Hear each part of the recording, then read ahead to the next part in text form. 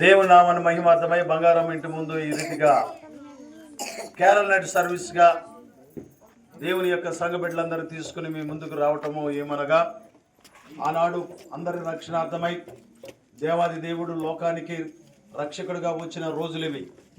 మానవుడు చీకటిలో అంధకారములో నశించిపోతూ ఎముగుండం అనే అగ్నిగుండానికి పాత్రులైపోతుండగా అటు నరక ప్రాప్తి నుండి తప్పించడానికి క్రీస్తు ప్రభు ఈ లోకానికి మానవుడుగా వచ్చాడు.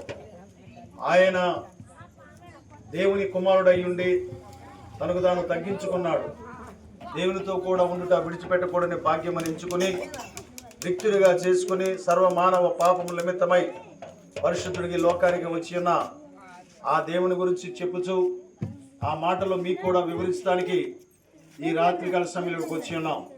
బంగారం అనేక సార్లు చాలా వేదనతో, నీరస బలహీనతో, ప్రాణాపాయంతో మరణ పడకెళ్ళినటువంటి బిడ్డను దేవుడు కాపాడి ఇంతవరకు సజీవులుగా ఉంచారు. ఉదయకాలంలో నాకు చాలా బలహీనత ఉంది, పాస్టర్ గారు ప్రార్థన చేయమని చెప్పారు. దేవుడు నమ్మిన వారిని ఎన్నడూ దేవుడు విడిచిపెట్టడు. కాబట్టి నిత్య జీవం ఇచ్చేటువంటి ఆ దేవుడు తన మీద ఆధారపడిన బిడ్డలందరినీ కూడా తప్పక ఆశీర్వదిస్తాడని తెలియపరుస్తూ, మీరు కూడా ఆయన నమ్ముకుంటే తన శాంతి కరుణిస్తారు.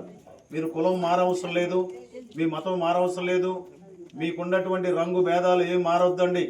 మీ కులం మీకే, మీ మతం మీకే.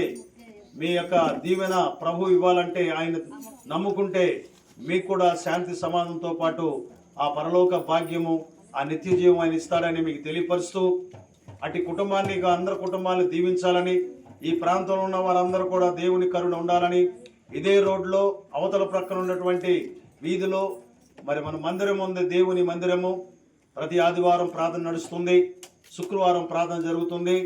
మీరు కూడా వచ్చి ఆ దీవెనలు పొందుకోవాలని ఈ వీధిలో ఉన్న మన సహోదరులందరికీ ప్రేమపూర్వకంగా తెలియపరిచి మేము వెళుతున్నాం.